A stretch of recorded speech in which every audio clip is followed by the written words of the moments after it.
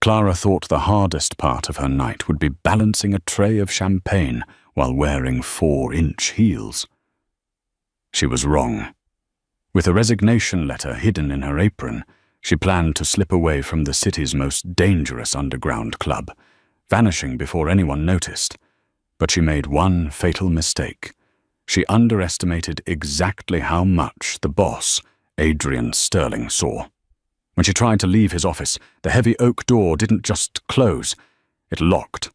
The room went silent, and Adrian whispered a single sentence that froze the blood in her veins. She wasn't just a waitress to him. She was the target he'd been waiting for.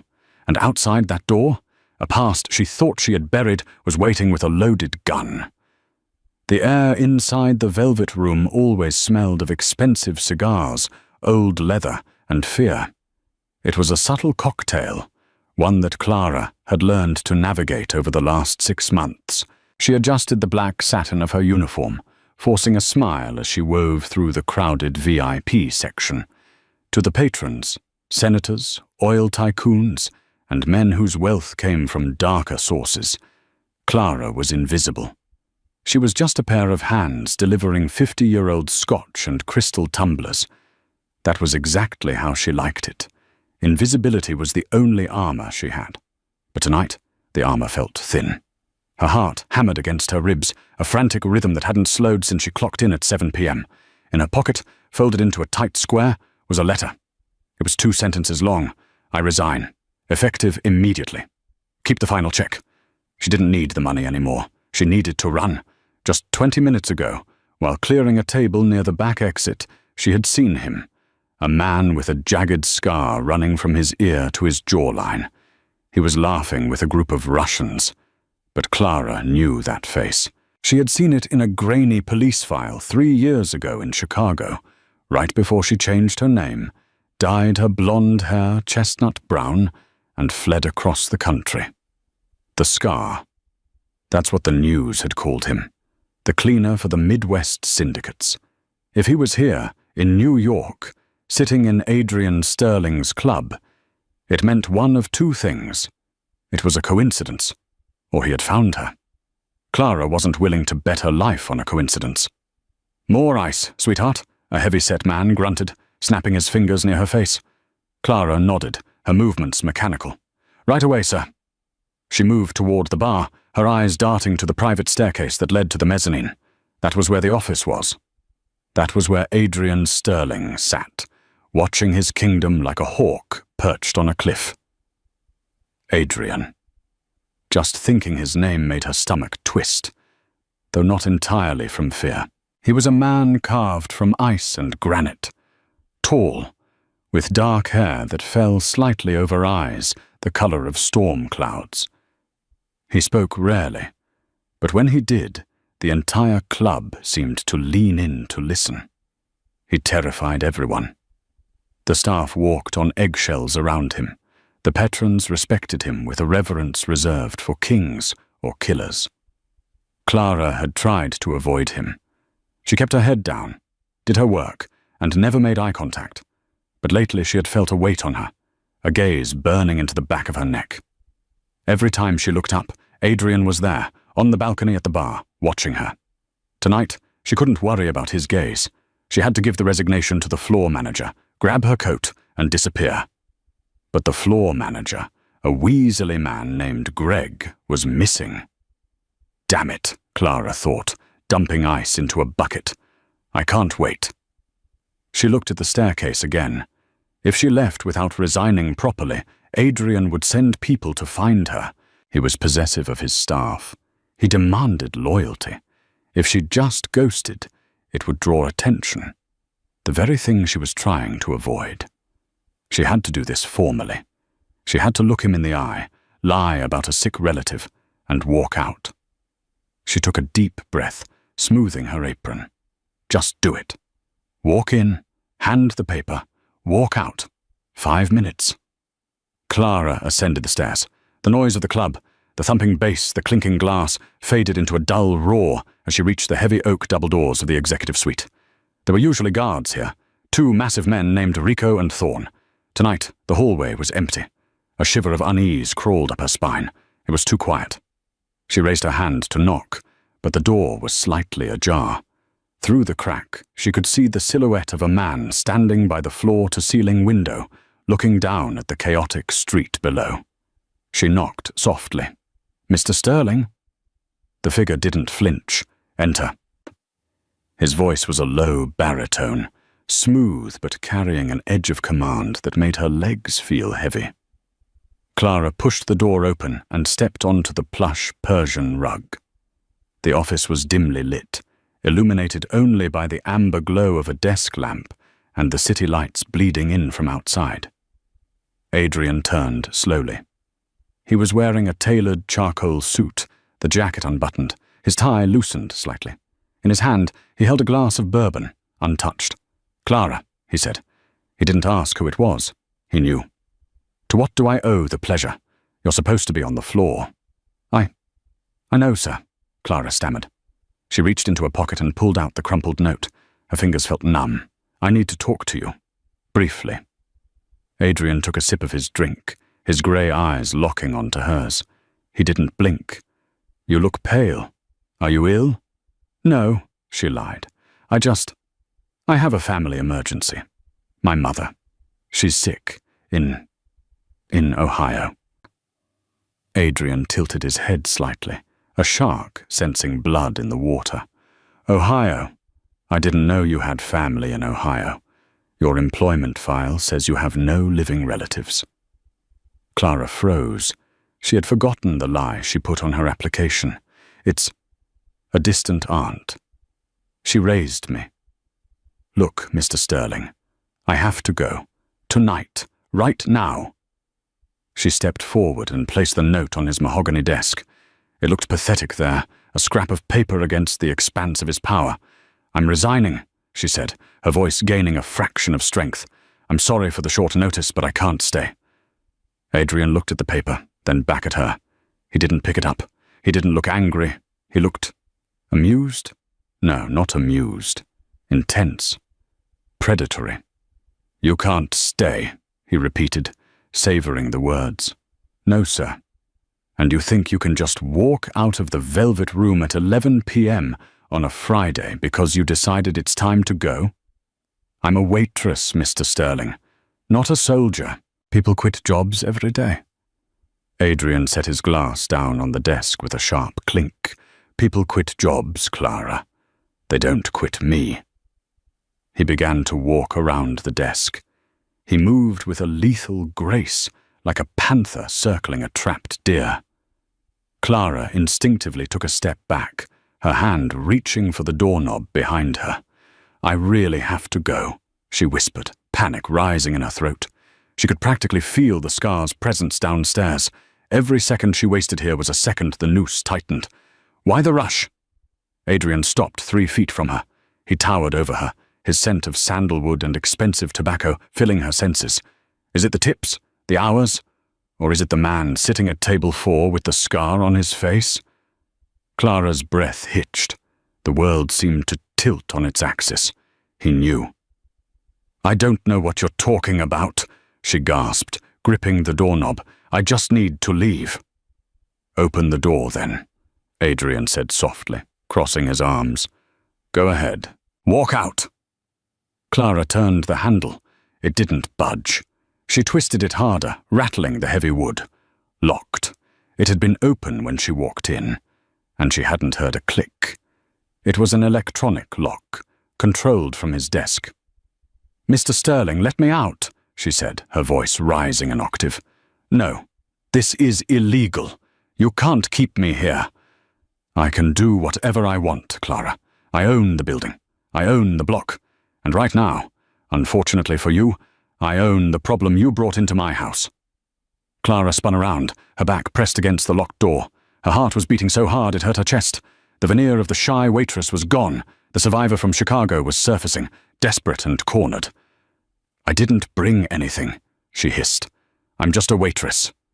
If you know who that man is downstairs, then you know I'm not safe here. And neither are you." Adrian laughed. It was a dark, dry sound devoid of humor. He stepped closer, invading her personal space, until she had to tilt her head back to look him in the eye. Up close, he was devastatingly handsome, but the intensity in his gaze was terrifying. "You think a low-level hitman from the Midwest threatens me?" Adrian asked, his voice low. "You think I'm afraid of the scar?" "He killed 3 people in a diner in broad daylight," Clara snapped. "He's a psychopath." "He's a tool," Adrian corrected.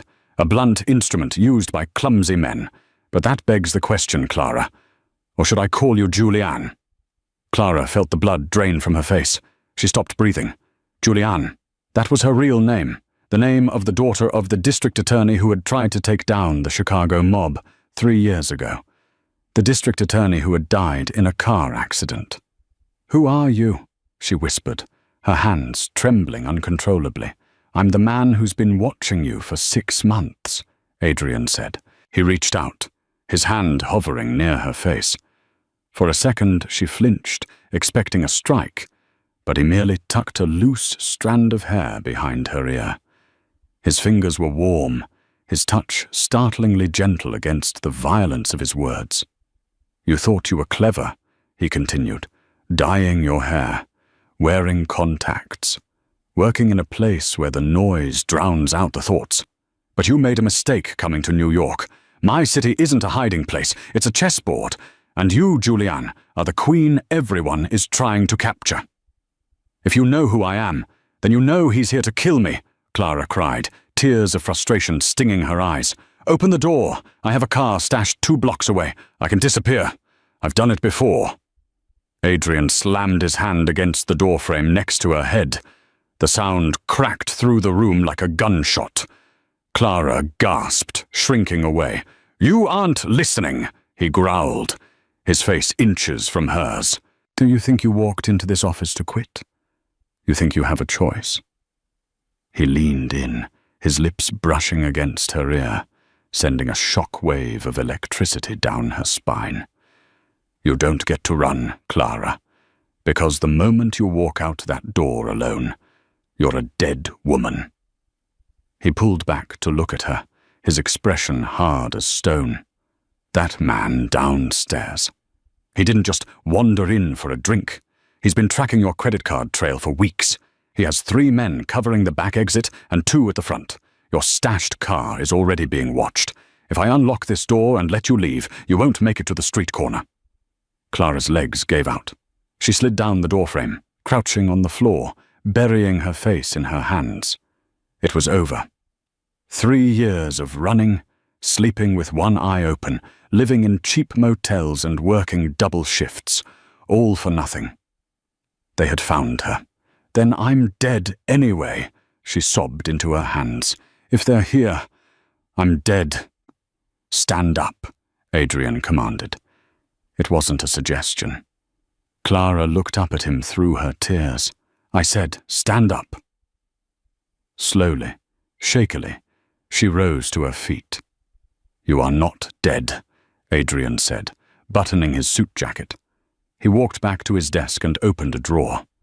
He pulled out a heavy, matte black pistol and checked the chamber with a practiced, fluid motion. He slid the weapon into a holster beneath his jacket. "You are not dead, because you belong to me now." Clara blinked, confused. "What?" "I didn't hire you because you can balance a tray," Adrian said, checking his watch. "I hired you because I knew who your father was. I respected him. He was one of the few men in this country with a spine. When I heard his daughter was in the wind, I kept tabs. When you landed in New York, I gave you a job to keep you close, to keep an eye on you. You've been protecting me?" "Passively. Until tonight." Adrian walked over to a panel on the wall and pressed a button. A section of the bookshelf swung open, revealing a hidden elevator. "Now I have to do it actively." He extended a hand toward her. "Come with me." "Where?" Clara asked, looking at the dark opening of the hidden passage. "My penthouse.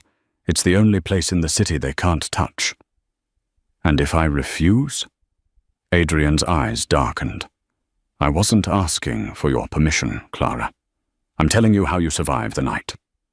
The scar is downstairs. But he isn't the one calling the shots. He's working for the Ivanov family. And if the Ivanovs are moving on American soil, it means a war is starting. He took a step closer, his voice dropping to a dangerous whisper again. You walked into my office to quit your job as a waitress. Consider it accepted. Your new job is staying alive, and you start immediately. Suddenly, a loud crash echoed from downstairs. Gunfire, screams.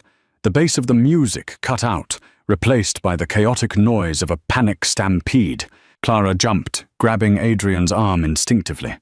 They're early, Adrian cursed. He didn't look scared. He looked annoyed. He grabbed Clara's hand, his grip like iron. No more talking. We move. Now.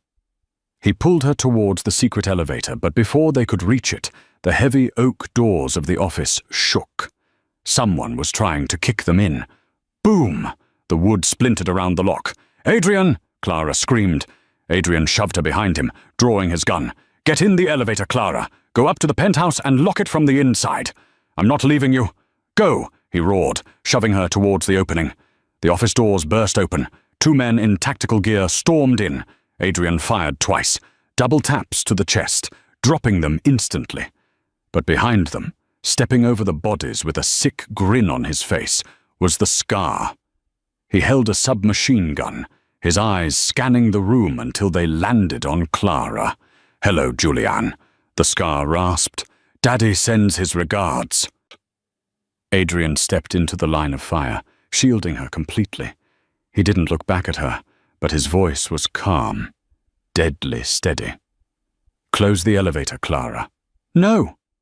If you don't close it, I'll be distracted trying to save you, and we'll both die. Close it. Clara slammed her hand on the button. The bookshelf began to slide shut. The last thing she saw before the darkness swallowed her was Adrian Volkov, standing alone in the center of the room, raising his gun against a wall of enemies, fighting a war she had started. The elevator ride was a silent, suffocating ascent. There were no buttons, only a sleek panel that hummed with a low vibration as Clara, Julianne, shot upward, leaving the chaos of the velvet room 80 floors below. When the doors finally slid open, she wasn't greeted by a hallway, but by a sprawling expanse of glass and steel. Adrian's penthouse was less of a home and more of a fortress in the sky.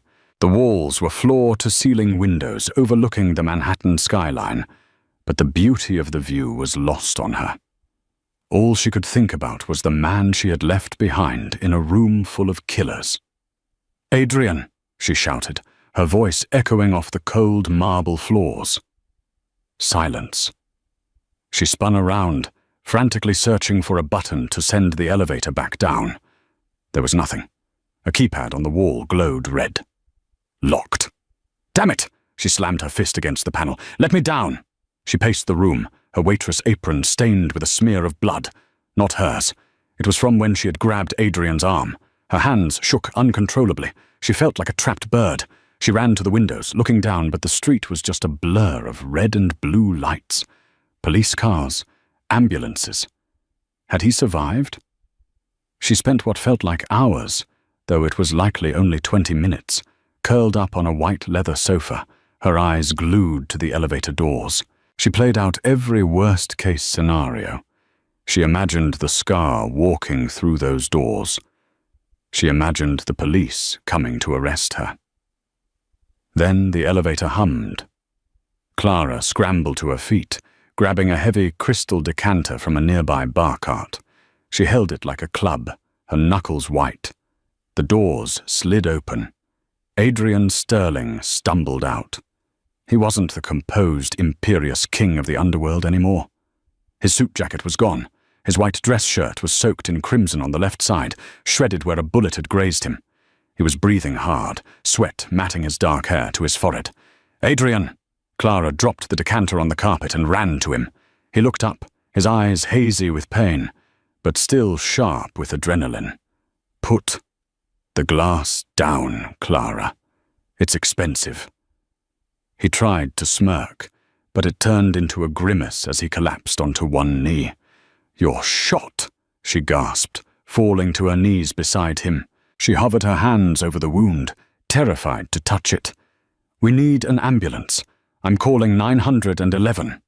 "No!" Adrian's hand shot out, gripping her wrist with surprising strength. "No police, no hospitals. They're compromised. Half the precinct is on Ivanov's payroll. You're bleeding out. It's a graze. Through and through, just help me up." Clara gritted her teeth and wrapped her arm around his waist. He was heavy, dead weight leaning on her, but adrenaline gave her the strength to haul him toward the sofa. She eased him down, ruining the pristine white leather with streaks of red. "First aid," she demanded, her voice trembling but authoritative. "Where is it?" "Master bathroom, under the sink. The black kit." Clara ran. She found the kit.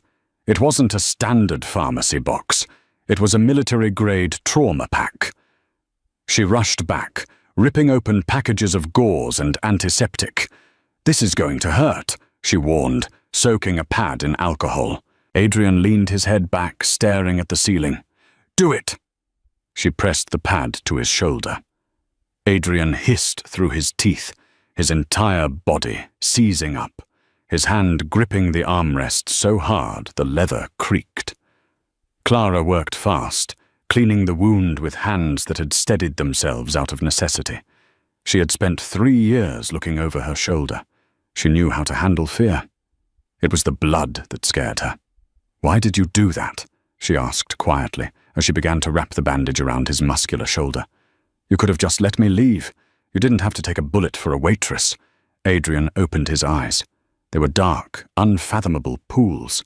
"I told you, you aren't just a waitress. You're an investment." "Is that all I am? An asset?" Clara tied the bandage tight, making him wince. "You're the daughter of Arthur Vance," Adrian said, his voice raspy. "Your father was the only man who tried to keep the syndicates out of the unions. He saved my life once, 10 years ago. Before I was this," he gestured to the luxury around him. "He didn't know who I would become, but I owed him a debt. When he died, that debt passed to you." Clara sat back on her heels, her hands bloody. "So this whole time, me getting the job, the apartment I found that was suspiciously cheap, that was you?" "I own the building you live in," Adrian admitted. "I own the coffee shop you visit every morning. I made sure your fake ID passed inspection when it shouldn't have." Clara felt a surge of anger mix with her relief. "You stalked me." "I surveilled you," he corrected. "There's a difference. Stalking is obsession. Surveillance is protection. And considering Victor, the scar, was in my lobby tonight, I'd say I didn't do a good enough job." "Victor?" Clara whispered the name. "Is he dead?" "No." Adrian tried to sit up, groaning. "I killed his men. But Victor is like a cockroach. He slipped out the back when the police sirens started. He'll be back. And he won't come alone next time." Adrian looked at her, his expression hardening. "Which is why we can't stay here." "But you said this place was a fortress." "It was, until I fired a gun inside my own club. Now the police will want to come up for a statement, and if the police come, the Ivanovs will know exactly where we are. We have to burn this location." He stood up, swaying slightly. "Pack a bag, Clara. We're leaving in 10 minutes." "Leaving? To where?" Adrian walked to a painting on the wall, swinging it aside to reveal a safe. He punched in a code. "To the only place I have left that isn't on a digital map.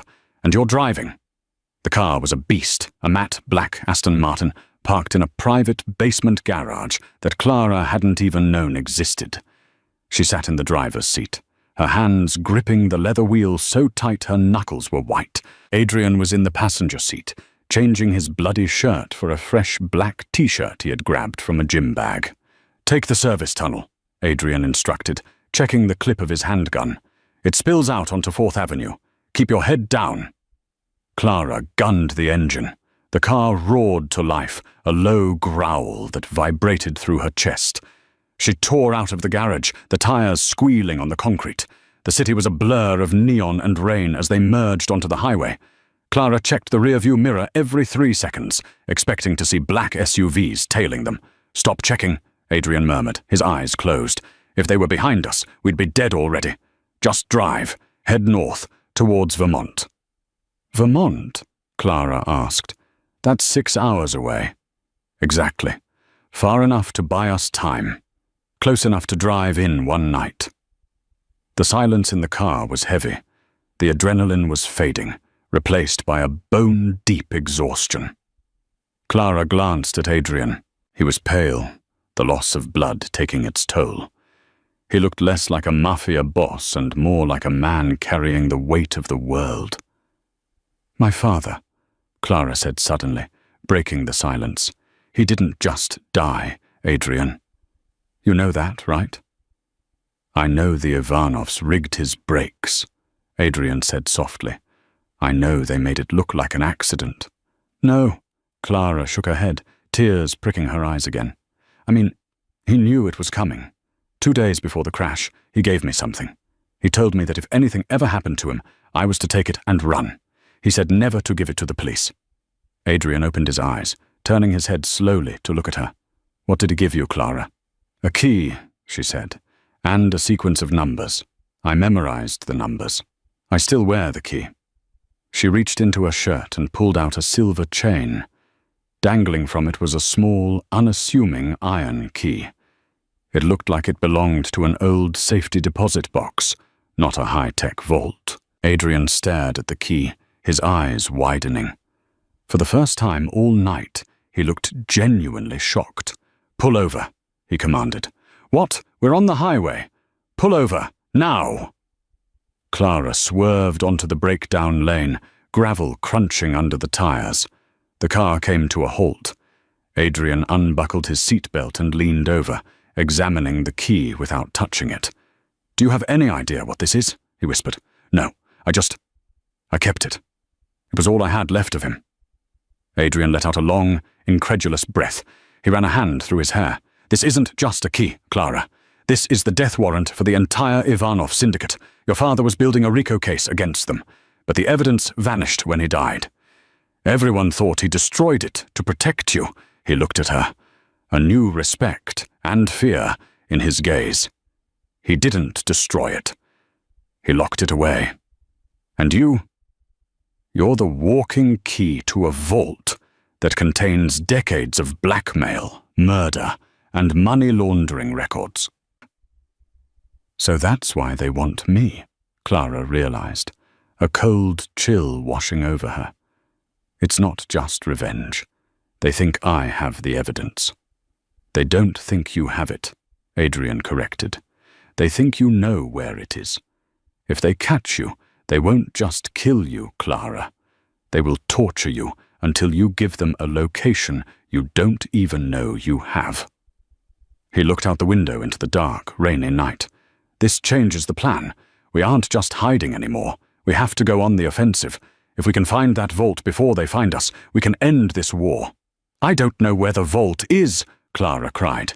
"He just gave me the key and the numbers. 721-84-12. Adrian froze. "Say that again."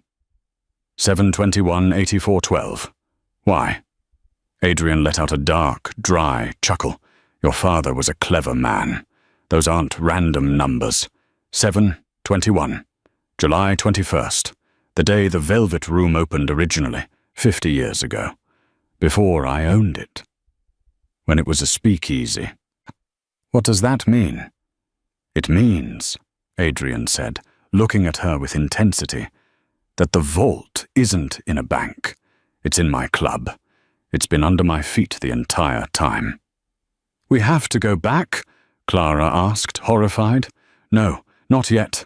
The place is swarming with cops and Ivanov spies. We need to disappear, regroup, and plan a way to break into my own building." He reached over and put his hand on hers, covering her trembling fingers on the gear shift. "Drive, Clara. Drive fast." The safe house was nestled deep in the green mountains of Vermont, miles away from the nearest paved road. It wasn't a rustic cabin. It was a modern, architectural marvel of concrete and glass, cantilevered over a rushing river, It looked like a villain's lair, cold and beautiful. They arrived just as the sun was beginning to bleed grey light over the horizon. The rain had turned to a light snow. Adrian was in bad shape. The drive had exhausted him, and his wound was bleeding through the bandages again. Clara had to help him out of the car, his arm draped heavily over her shoulders. "Code 9921, Adrian mumbled as they reached the heavy steel front door. Clara punched it in. The door hissed open. The air inside was stale and freezing. "Heating, automatic," Adrian slurred, stumbling toward a massive grey couch in the center of the living room. He collapsed onto it, his face grey. "Adrian," Clara rushed to him, checking his forehead. He was burning up. "You have a fever. The wound might be infected." "I'm fine," he muttered, trying to push her away, but his strength was gone. "Just lock the door. Check the perimeter sensors." "I locked it," Clara said softly. "You need to rest. I'm going to find some antibiotics and water." For the next 6 hours, Clara wasn't a waitress or a fugitive. She was a nurse. She found a well-stocked medical cabinet in the bathroom. She forced Adrian to take antibiotics and painkillers, stripped off his bloody shirt, and cleaned the wound again. When he finally fell into a restless sleep, Clara wandered the house. It was devoid of personality. No pictures, no books, just expensive furniture and silence. It made her sad. It was the house of a man who expected to leave nothing behind. She found a kitchen stocked with canned goods and dry pasta. She made a simple soup, the smell of broth filling the sterile space. When she returned to the living room, Adrian was awake. He was sitting up, staring out the floor-to-ceiling window at the snowy forest. He had a gun resting on his lap. "You should be sleeping," Clara said, setting the bowl of soup on the coffee table. "I don't sleep well," he replied, his voice clearer but still rough. He looked at her, his eyes tracking her movement. "You have good hands. Steady." "I had to learn," Clara said, sitting on the opposite end of the couch. "When you live out of a suitcase, you learn to fix things yourself." "Tell me about it," Adrian said. "The last 3 years." "Why?" "Because I know everything about Julianne Vance, the lawyer's daughter. I know nothing about Clara, the waitress." So she told him. She told him about the nights spent sleeping in her car in Iowa, about the diner jobs in Nebraska, where she was fired for refusing to flirt with the owner, about the constant gnawing fear that every person who looked at her too long was an assassin. Adrian listened, eating the soup slowly. When she finished, the room fell silent again, but the tension had shifted. It wasn't the fearful tension of the office. It was something else, a shared understanding between the two people who had been hunted. "You're stronger than your father," Adrian said quietly. "He was a good man, but he believed in the law. You believe in survival." He reached out, his hand brushing against her cheek. Clara leaned into the touch instinctively. It was the first time in 3 years she had allowed herself to feel safe. "We're going to fix this," Adrian promised. "I'm going to get that evidence, and I'm going to bury Victor and the Ivanovs so deep the devil won't find them." Clara looked at him, feeling a strange pull in her chest. "And then what? What happens to me?" Adrian's thumb traced her lower lip. "Then you can decide if you still want to resign." The moment was electric. Clara's breath hitched. She leaned in, just an inch. Beep! A sharp, high-pitched electronic chirp cut through the silence. Adrian pulled back instantly, his eyes snapping to a panel on the wall. The digital display, which had been green, was now flashing a slow, rhythmic yellow. "What is that?" Clara asked, fear returning instantly. "Perimeter breach," Adrian said, his voice ice-cold. He grabbed the gun from his lap and stood up, ignoring the pain in his shoulder. "Someone just crossed the outer sensor line, 2 miles out." "How?" Clara stood up, backing away. "Nobody followed us. I checked." "They didn't follow the car," Adrian said, moving to the window and scanning the tree line. "They tracked a signal. "I don't have a phone. I threw it away." Adrian turned to her, his eyes scanning her up and down. "The key," he said. "Give me the key." Clara fumbled for the chain around her neck and handed it to him. Adrian held the iron key up to the light. He grabbed a heavier metal candlestick from the table and smashed the handle of the key. It cracked open. Inside the hollow iron stem was a tiny, microscopic chip. "A passive RFID," Adrian cursed, throwing the pieces onto the floor. "Your father didn't just hide the evidence. He made sure that if you ever moved the key, someone would know." "Who?" "The police," Adrian said. "But like I said, the police are compromised." Crack. The glass window next to Adrian's head shattered. Adrian tackled Clara onto the couch as a hail of bullets tore through the living room, shredding the expensive furniture and the silence of the woods. "Get down!" Adrian roared, returning fire blindly through the broken window. "They're here!" The beautiful glass house had become a cage of shrapnel. Bullets shredded the pristine walls, turning the view of the tranquil forest into a kaleidoscope of fracturing light and terror. "Stay down!" Adrian roared, firing 3 shots blindly through the window frame. He ducked back as a return volley decimated the couch where Clara had been sitting seconds ago. Clara crawled across the floor, her elbows scraping against the debris. "We can't stay here. They'll flank us." "The front door is the only exit," Adrian shouted over the deafening noise of automatic gunfire. He was reloading, his movement slightly slower than usual. The fresh bandage on his shoulder was already soaked through with bright red blood. He was running on adrenaline and willpower, but both were finite resources. "No, it's not," Clara yelled. She pointed toward the kitchen island. "The floor, the maintenance hatch for the plumbing.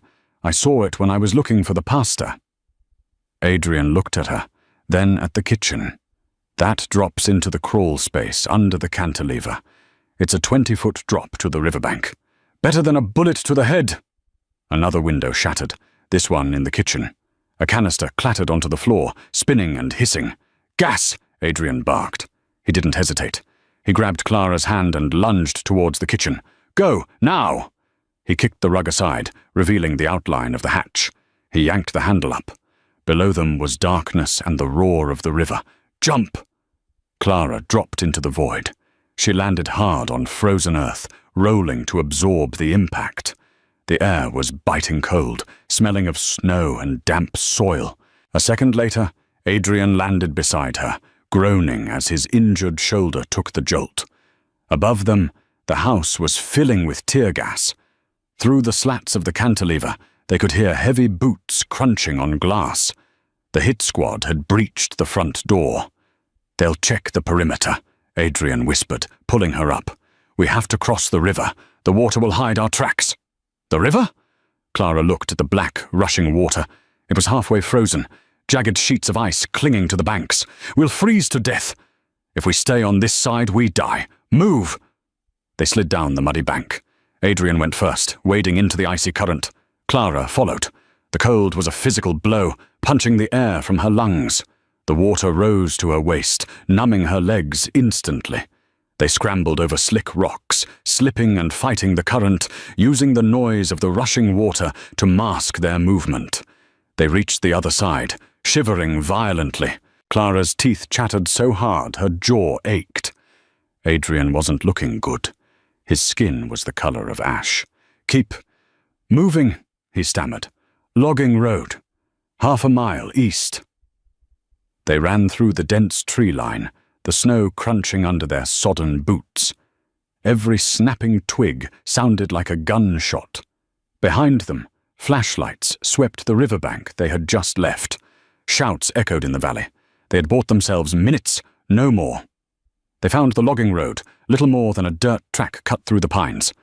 Parked near a stack of timber was an old, rusted pickup truck, probably used by a foreman or a night watchman. Adrian tried the door. Locked. "Let me," Clara said, pushing him aside gently. She pulled a hairpin from her messy bun. Her hands were shaking from the cold, but her muscle memory from a misspent youth in Chicago kicked in. She jimmied the lock. It clicked. She opened the door and scrambled in, reaching under the steering column. "Hot wire," Adrian asked, leaning against the passenger door, his breathing shallow. Old Ford, Clara muttered, stripping 2 wires with her teeth. Easy. The engine sputtered, coughed, and then roared to life. Clara threw it into gear. Get in! Adrian slumped into the passenger seat. Heater, max. As they tore down the dark mountain road, Clara kept glancing at Adrian. He was fading. The cold and the blood loss were shutting his body down. Don't you dare die on me, Adrian Sterling, she commanded, gripping the wheel. You promised to bury them. You don't break promises. Adrian turned his head, a faint ghost of a smile playing on his lips. I'm not dying, Clara. I'm just thinking. Thinking about what? About how a waitress learned to hotwire a truck in under 30 seconds. I told you, she whispered, tears freezing on her cheeks. I'm not just a waitress. No, Adrian murmured, his eyes closing. You're the queen. New York City was a fortress of glass and steel, indifferent to the 2 fugitives speeding across the George Washington Bridge in a stolen, rusted pickup truck. It was 3 a.m. The city that never sleeps was in its darkest hour. Adrian had regained some consciousness after Clara forced him to drink sugary soda and eat a granola bar she found in the truck's glove box. The heater had thawed their limbs, but the danger was colder than the Vermont River. We can't just walk in the front door of the Velvet Room, Clara said. The police tape will be up. There will be a patrol car. The police aren't the problem, Adrian said, checking his weapon. He had 2 magazines left. Victor will have men inside. He knows the vault is there. He just doesn't know the code or the location. He's probably tearing the walls down looking for it. So we're walking into a trap. We're springing it, Adrian corrected. Park in the alley on 42nd. There's a coal chute that leads to the old boiler room. It connects to the wine cellar. They ditched the truck and moved through the shadows of the alley. The city air smelled of exhaust and garbage, a stark contrast to the pine of Vermont. But to Clara, it smelled like a battlefield. The coal chute was tight. Clara went first, sliding down into the soot-choked darkness. Adrian followed, landing with a heavy thud that made him wince. They navigated the labyrinth of the basement, moving past silent boilers and stacks of crates. They reached the wine cellars. Clara paused, her heart hammering. Above them, through the floorboards, she could hear footsteps, slow, deliberate. They're here, she mouthed. Adrian nodded. He signaled for her to stay behind him. They crept up the service stairs, emerging behind the bar in the main lounge. The club was a wreck. The fight from the night before, or was it 2 nights ago, had left tables overturned and glass shattered everywhere. But the destruction had continued. The walls had been smashed open with sledgehammers. The upholstery was ripped apart. Victor's men were looking for the vault. 2 guards stood near the main entrance, smoking. Adrian moved like a shadow. He came up behind the first one, striking him with the butt of his gun. Silent, efficient. The man crumpled. The second guard turned, but Adrian was already there, grabbing his throat and slamming him against the wall, choking him into unconsciousness before he could make a sound. Adrian looked back at Clara and pointed to the stairs leading to the office. The office. The place where this nightmare began. They moved up the stairs, avoiding the creaky steps Clara knew by heart from carrying heavy trays. The office doors were already broken, hanging off their hinges. Inside, the room was demolished. The bookshelves were torn down. The desk was overturned. Standing in the center of the ruin was Victor, the scar. He was shouting at a subordinate who was drilling into the wall safe. "It's not in the wall, you idiot!" Victor screamed, backhanding the man.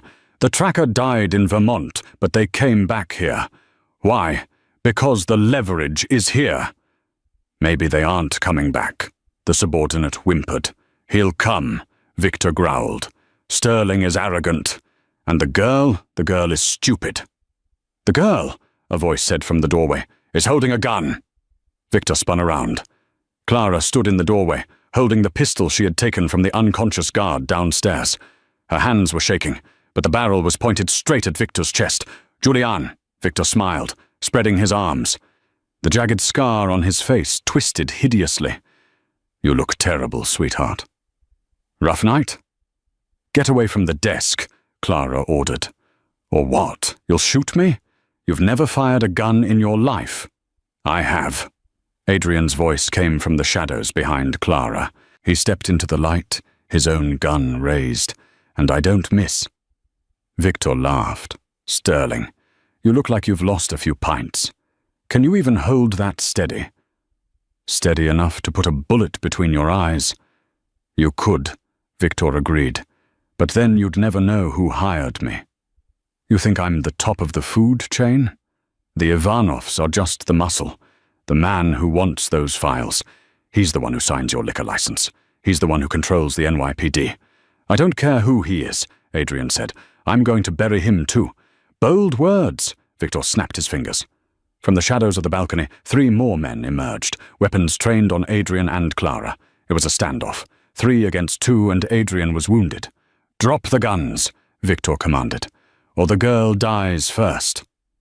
Adrian hesitated. He looked at Clara. "Do it, Adrian," Clara said softly. "Clara, trust me." Adrian slowly lowered his gun to the floor. Clara did the same. "Good," Victor grinned. "Now, Julianne, you're going to tell me where the vault is, or I'm going to start cutting pieces off your boyfriend here." Clara took a deep breath. She walked past Adrian, stepping into the center of the room. She looked Victor in the eye. "It's under the rug," she said. Victor raised an eyebrow. "The rug?" "My father. He liked puzzles. The numbers. 7, 21, 84, 12. It's not a combination. It's coordinates within the room." She pointed to a specific spot on the Persian rug, right where the bloodstains from the previous night had dried. "There."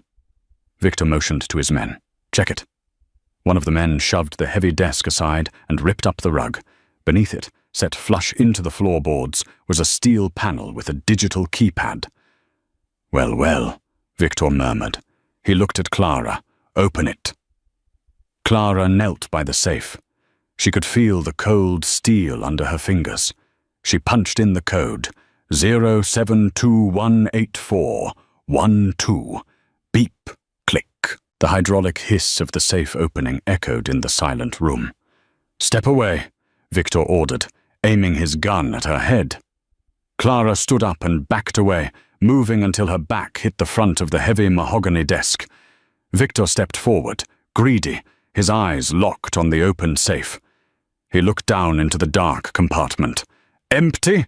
Victor roared, looking up. "It's empty." "It's not empty," Clara said, her voice trembling with adrenaline. "Look closer. There's a false bottom." Victor leaned in further, squinting. That was the moment. Clara reached behind her blindly. Her hand found what she was looking for, the bottle of 50-year-old scotch Adrian had left on the desk the night she tried to resign. "Adrian, down!" she screamed. She grabbed the bottle and smashed it not at Victor, but at the exposed electrical socket on the wall, where the safe's wiring had been ripped out during the earlier search. The high-proof alcohol splashed over the sparking wires and onto the alcohol-soaked rug. Whoosh! A wall of blue and orange fire erupted instantly, separating Victor and his men from Adrian and Clara. Victor screamed as the flames caught his pant leg. He fired blindly through the fire. "Move!" Adrian grabbed Clara, tackling her behind the overturned heavy oak desk just as bullets chewed up the wood. "You lit my office on fire!" Adrian yelled, though he was grinning like a maniac. "I created a distraction!" Clara yelled back. Through the flames, they could see the shadows of the men retreating. The fire sprinkler system kicked in, a deluge of water raining down, turning the room into a misty, chaotic hellscape. Victor stumbled through the steam, his clothes singed, his face a mask of rage. He didn't care about the fire. He wanted blood. He lunged over the desk, tackling Adrian. The gun skittered away across the wet floor. Adrian and Victor grappled in the water and ash. Adrian was weaker, his wound reopening. Victor landed a heavy punch to Adrian's jaw, then another. He wrapped his hands around Adrian's throat, squeezing. "Die!" Victor spat. "Just die!" Clara scrambled for the gun. It was too far. She looked around. She saw the shattered remains of the Scotch bottle. She grabbed a jagged neck of glass. She didn't scream. She didn't hesitate. She drove the glass into the side of Victor's neck. Victor gasped, his grip loosening. He looked at Clara, shock registering in his eyes. He slumped sideways, rolling off Adrian, gargling as he clutched his neck. Adrian coughed, gasping for air. He looked at the body of the man who had hunted them, then at Clara. Clara dropped the bloody glass, her hands shaking violently. "It's over," she whispered. Adrian pulled himself up, wincing. He crawled over to the open floor safe. He reached in, not for a false bottom, but for a small, waterproof drive taped to the underside of the lid. He was looking in the hole, Adrian rasped, holding up the drive. He never looked at the lid. Sirens wailed outside. Real sirens. Dozens of them. "The police," Clara said, panic rising. "If they're compromised." Adrian stood up, swaying. He took Clara's hand, lacing his fingers through hers. He walked to the window, the drive clutched tight in his other hand. "Let them come," Adrian said, watching the flashing lights illuminate the rain. "We have the insurance, and for the first time in my life, I have something worth fighting for." He looked at Clara, the waitress who had saved his life, the girl who had burned down his office, the woman who had killed his monster. "You're fired, Clara," he said softly. "What?" She blinked, adrenaline crashing. "You're fired," he repeated, pulling her into a kiss that tasted of smoke and rain. "I can't date my employees."